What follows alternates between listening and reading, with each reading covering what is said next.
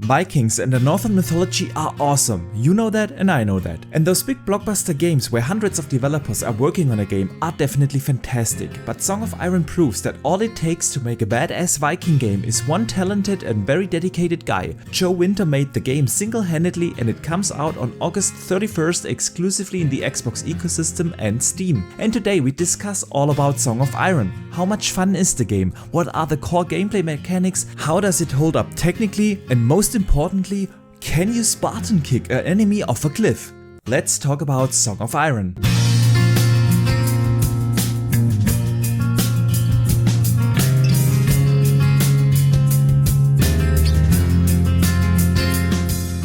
Hello gamers from around the world, this is Archimedes, the video game enthusiast from Germany, with my 100% spoiler-free review of Song of Iron. And if you got any questions left after this video about the game, make sure to drop them in the comments down below and I do what I can to answer them. But before we dive into the Viking world, you should treat yourself and set your player to full 4K 60 FPS to get the best audio-visual experience I can deliver to you. And while you are at it, please consider to also hit the like and subscribe button and maybe even turn on the notification bell to not miss out on future content, cause in case you are enjoying yourself while watching this video, I would greatly appreciate your support. Okay, but now let's talk about what Song of Iron actually is. It is a 2.5D side-scrolling action game. I don't want to say it's a brawler because that doesn't do the game justice. Think more of games like Inside with a little bit more action. Yes, you do fight a lot in this game, but you also sneak around and can go completely stealth, avoiding the confrontation. But there are also a couple of riddles to solve and some platforming to be done.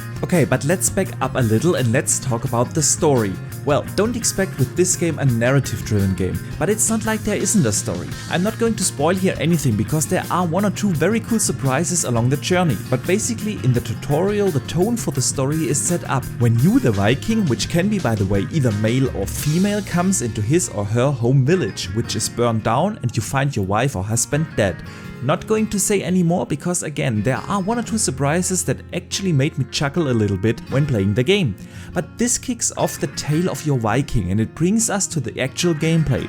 Again, it is an action game, there's no doubt, but there are also a lot of stealth elements, and to be honest, at some point you are better off trying to go the stealth route because it saves you a lot of trouble with the human and the non-human enemies. Yes, there are also ogres and trolls in the game. The game isn't particularly difficult, except the final boss fight and one or two bosses along the way. The combat covers all the basics. Of course, you can fight with melee weapons, you have your shield to block incoming attacks and arrows, and you have a bow and arrow to shoot the enemies in the distance. You can also dodge incoming attacks and throw your melee weapon at enemies. The combination of all those techniques are quite awesome, especially when you continue through the game. You find certain upgrades where you can set your sword or axe on fire for a certain amount of time. You can increase your armor, and the coolest thing is you can get the power of the gods and have lighting on your arrows and your sword. And come on, who doesn't want to strike their enemies down with godlike lighting? What makes the combat really strategic is that your weapons, and especially your shield, wears down. Every shield can only take so much before it bursts, so you really have to consider how much do you block, how much do you dodge roll, and so on. And every enemy you beat drops his weapon and shield on the ground, and you can always swap those out, so you can either play with a spear, an axe, with a sword and different shields. But so much for the combat. Like I said earlier, there are also some riddles to solve, which mainly focus around moving blocks to a certain point so you can reach other areas and whatnot. These kind of riddles aren't too deep, but they are a welcome distraction after the adrenaline pumping fights. Okay, but let's move on and talk about the technical side of things with Song of Iron. The game is made in the Unreal Engine 4 and it's throughout a beautiful game. There's lots of variety in the environments, from foggy forests to dark caves to lush forests to green fields and snow-covered mountains. There's a lot in there and its 2.5D look is very well realized. There is a certain depth of field effect that makes stuff that is very close to the camera sometimes a little bit blurry, but this gives the look and aesthetic of the game a certain depth. I really like the look and the color choices, the turquoise look of the lighting, the deep yellow of your fire sword, etc, etc. It looks gorgeous. I have to admit here, I played the entire entire game on PC. I also had a review code for the Xbox version, but one day before I wanted to play the game, the power supply of my Xbox Series X broke down and I had to send the console in. It had nothing to do with the game, it wasn't even installed yet, but that's the reason why I only played the game on PC. So I don't want to touch too much on how smooth the game runs, but I have to say I occasionally had some collision problems where my character just walked into a wall or the character just walked through enemies. But it was nothing game breaking, and since this is a game that was developed by one single person, I was able to look past it. I had zero crashes while playing the game and the frame rate was very smooth, so job well done. But other than that, the game has some really cool lighting effects when you walk, for instance, through dark caves and ignite your sword. Additionally, the animation work of the main character is really well done, as well as the animations of the enemies. Even things like water interaction is really beautiful realized in this game, and I'm really surprised how one person can achieve something like that. The sound design is also really good, and here is where Joe Winter had a little help from Will Goss, who composed a really great soundtrack that is always fitting to the respective scene, so no complaints here. And with that I want to come to my final conclusion.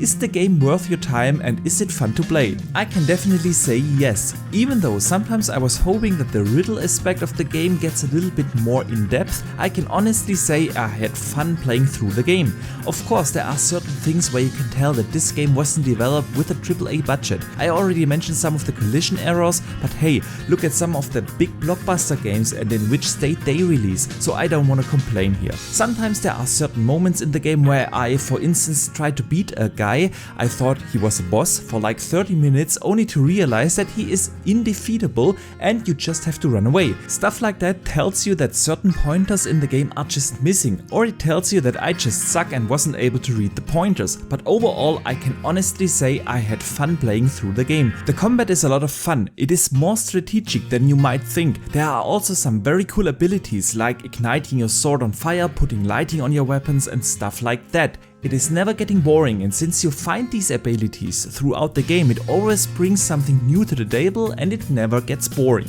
There are one or two moments throughout the story that really made me chuckle, and when I finished the game after around about 4 hours, I thought, man, I'm going to do another replay. For 20 bucks you get a fun experience, and that's why I give Song of Iron an 8.6. And let me end here with a personal note. 2021 has been a difficult year in game development. The pandemic is still going on and a lot of the big blockbuster games have been delayed. I already said it in January that this year is going to be the year of indie games, and so far we have seen a lot of great games coming from smaller development teams. Death's Door, Hades, The Ascent, etc. These are just some examples, and Song of Iron just continues this amazing streak of indie games that we have seen over the course of this year. And before I send you off, I want to answer the most important question that I teased in the intro. Can you Spartan kick an enemy off a cliff? And the answer is hell yeah, you can.